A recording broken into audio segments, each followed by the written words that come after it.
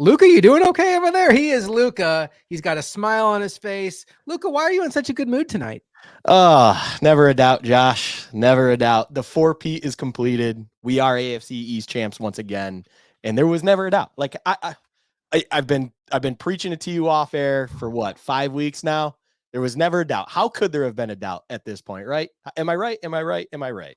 Oh, there were some doubts. There were some doubts. What a beauty of a game. And you know what, Luca? And I normally kick it to you to start it off, but I'll just tell you this game against the Miami Dolphins tonight, if you had missed the entire Bills season, this basically was a 3-hour example of what the season was for the Buffalo Bills. It started off with Josh Allen turning the ball over like he had no control over it. And then it's the Bills getting to a point where you're like, well, they've dug too deep of a hole. They're not going to get out of this one. And then the Bills lose a couple of studs, and it's like, oh, they're not going to be able to overcome these injuries. And then Josh Allen puts his Superman cape on and digs the Bills out of the hole. And by the time you look up at the numbers at the end of it, you're like, holy cow, his numbers are actually really, really good. And then they win a really close game at the end. And alas, they're AFC East champions. It's amazing, Luca, how the timeline of this game followed the timeline of their season. And now the Bills are the 2 seed in the AFC. I think it's redundant to ask you how you were feeling when the game was ending, but what were your initial thoughts when the game ended? Where was your head at?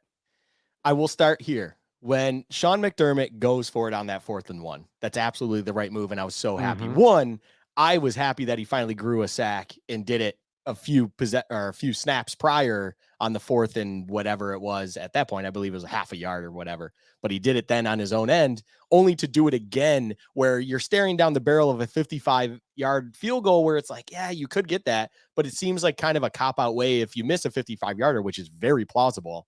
Then all of a sudden you're handing the ball off and you kind of, in that sense, will hand a little momentum back. If you're going for it on 4th and, half a yard or whatever it turned out to be, and you don't get it, it's kind of you went for it, you didn't get it. Now you're just, the ball's back in their court, but they still got to do what they got to do. So I love that they did that. And then the fact that they didn't let that, defeat them essentially. The defense was playing a little soft, but it wasn't prevent defense, right? It was still a defensive kind of scheme where they were just playing that, umbrella trap coverage.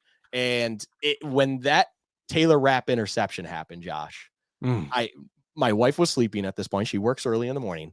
I had to, as softly yet emphatically, just look down at the ground and just kind of let out something, a little bit of excitement, I will just say, kind of flex a little bit and feel really, really good. I'm sure plenty of others out there either loudly jumped up for joy or had to do similar things if anyone's sleeping in their households.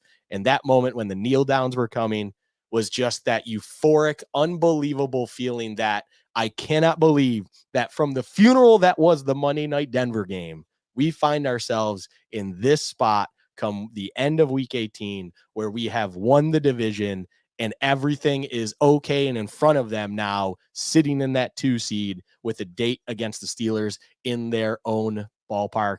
That's a weird thing to say in the NFL, but in their own stadium. And it's just unbelievable euphoria that was just racing through my body at that point in time, Josh.